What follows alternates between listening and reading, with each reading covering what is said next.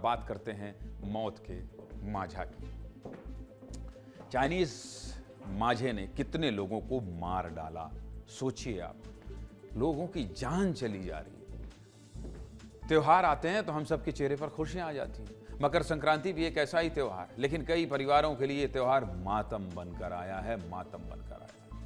मध्य प्रदेश में इस साल चाइनीज माझे ने कई लोगों की जान ले ली है, कई लोग जख्मी हो गए, कई परिवार उजड़ गए। लेकिन सवाल यह है कि जब इतने दिन से चाइनीज माजे पर प्रतिबंध लगा, फिर भी घरों तक ये मौत का माजा कैसे पहुंच रहा है? आज इसी पर विस्तार से बात करते हैं। देखिए इन 4 तस्वीरों। संक्रांति का दिन था। छिंदवाड़ा में सोनू नाम का एक व्यक्ति अपनी 4 साल की बेटी के साथ बाइक पर जा रहा था, लेकिन तभी अचानक से माजा बच्ची के गले में फंस गया और बच्ची का गला पूरी तरह से कट गया। फिलहाल इस बच्ची की हालत बहुत नाजुक है, गंभीर है और उसे इलाज के लिए नागपुर रेफर किया गया है। छिंदवाड़ा की ही तरह अशोकनगर में भी बाइक से जा रहे 2 युवकों का चाइनीज माजे से गला कट गया।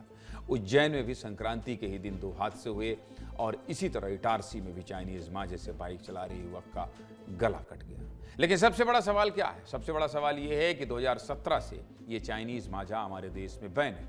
ना कोई इसे खरीद सकता, ना बेच सकता, ना इसका स्टॉक रख सकता। नियम बहुत सख्त है और अगर कोई ऐसा करता है तो उसे जेल भी हो सकती है। लेकिन उसके बाद भी मध्य प्रदेश के कई शहरों में यह माजा बिका और कई लोगों ने इस माजे से पतंग भी उड़ाई। दुकानों और घरों तक ये माजा कैसे पहुंचा, इसको लेकर हमारे सहयोगी ने इंदौर, उज्जैन और भोपाल से एक रिपोर्ट भेजी है। देखिए।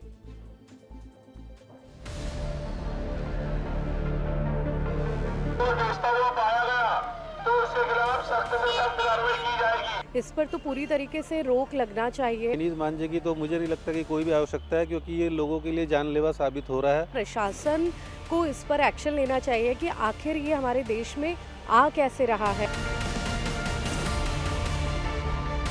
चाइना का तो सामान लाने से अच्छा उसका बहिष्कार कर देना चाहिए।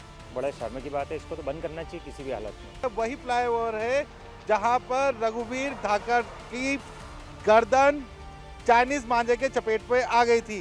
तो बंगाली चौराहे के इस फ्लाईओवर पर दोनों साइड ग्रीन बेल्ट के बड़े बड़े पेड़ हैं, लेकिन जो घटना स्थल है वो जगह है जहां पर पेड़ आकर खत्म हो जाते हैं। इसे शायद दुर्भाग्य ही कहा जाएगा कि तेज गति से रिंग रोड पर फ्लाईओवर से जाते हुए वह चाइनीज मांझे की चपेट में आ गए। अब लगातार जो अलग अलग क्षेत्र हैं वहां पर पुलिस कर्मियों की जो टीम है वो लगातार अलर्ट मोड पर है, चेकिंग कर रही है और कोशिश यही है कि चाइनीज मांझे का ना तो बिक्री की जाए और ना ही लोग इसकी खरीदारी करें।